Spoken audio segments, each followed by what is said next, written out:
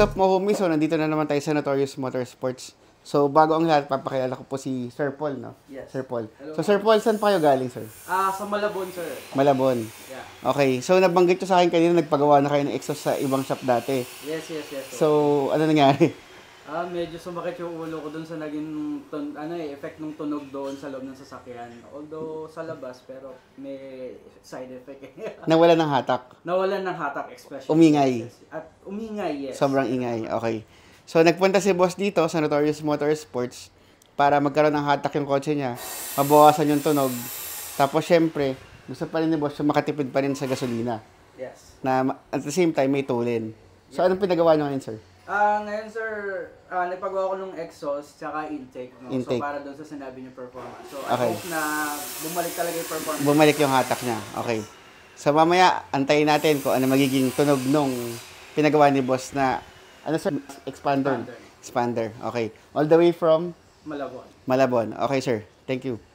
What's up mga homies? Kung makikita nyo dito, may panibago na naman tayong project. So ang project natin ngayon is Mitsubishi Expander. So ang pinagawa sa atin ni Boss, cutback exhaust system tsaka air intake system. So ang concern ni Boss is masyadong maingay yung dating nakakabit sa kanya na muffler kasi nag-reso delete and nagpalit lang siya ng muffler. So masakit daw sa tenga. So ang ginawa natin ngayon, pinalitan na natin siya ng cutback exhaust system. So kung mapapansin nyo dito, kinabitan natin siya ng HKS free flow muffler. Yan, para base lang yung tunog and di masyadong maingay since cutback exhaust system lang nga to. Tapos 2 inches pipings, tapos may mga laser cut flanges tayo dito. So pagdating dito, nagkabit tayo ng resonator. So hindi tayong tatanggal yan para mabalanse lang yung tunog niya. And pag tinanggal natin to, iingay lang yung sasakyan and mawalan siya ng hatak. So kung mapapansin nyo rin dito, di pa tayo nagtanggal ng catalytic converter niya. So cutback exhaust system lang muna to. So ngayon, tingnan naman natin yung air intake system.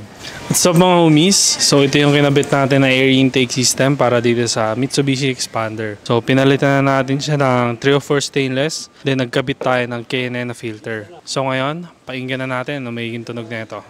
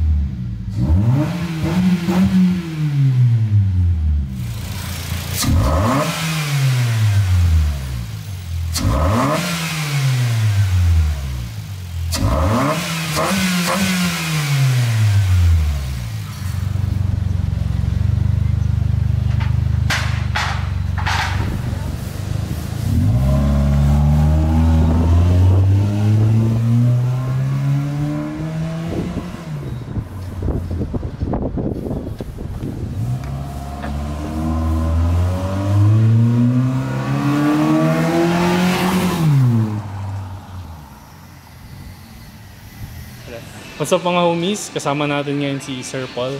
So Sir Paul, tanungin lang namin yung satisfied ba kayo sa pinagawa niyo exhaust system? Yes, satisfied ako kasi yung recently, 'di ba, may pinalitan tayo.